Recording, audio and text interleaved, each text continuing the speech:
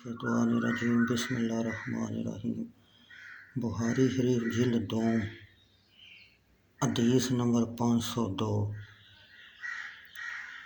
ام المومنین حضرت عائشہ رضی اللہ تعالیٰ عنہ نے فرمایا کہ نبی اکرم صلی اللہ علیہ وسلم پر جادو کیا گیا۔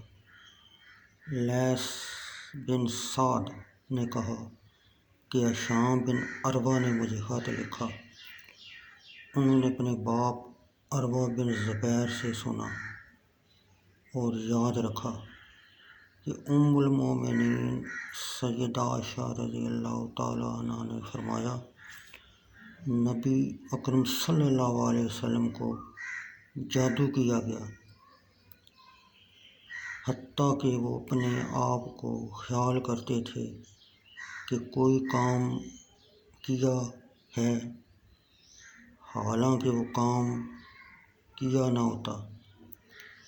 یہاں تک کہ ایک دن آپ نے دعا فرمائی، پھر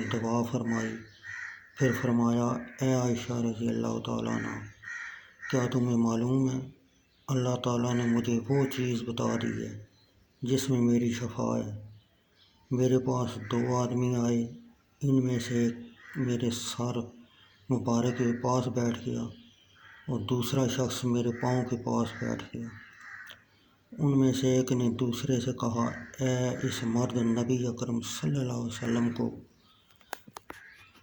کیا بیماری ہے؟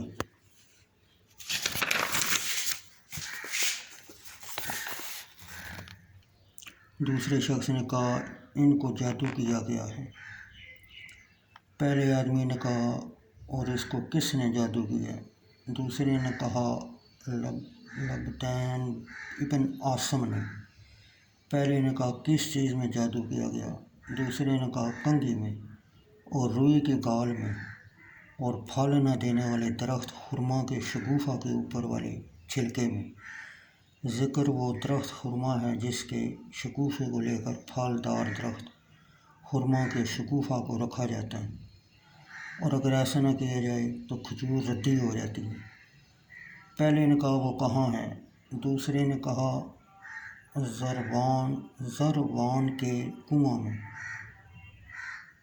مدینہ طیبہ میں بنی زریق کے باغ میں کنویں کا نام۔ نبی اکرم صلی اللہ علیہ وسلم اس کنویں کی طرف تشریف لے گئے، پھر واپس آئے۔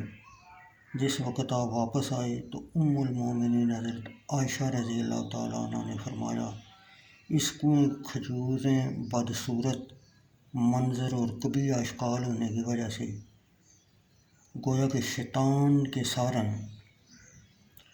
ام المومنین نے کہا میں نے عرض کیا یا رسول اللہ صلی اللہ علیہ وسلم آپ نے اس کو باہر نکالا ہے؟ آپ نے فرمایا نہیں، لیکن اللہ تعالیٰ نے مجھے شفا عطا فرمائی ہے اور مجھے یہ اندیشہ ہے کہ یہ لوگوں میں شر پھیلائے گا۔ پھر اس کنویں کو بند کر دیا گیا۔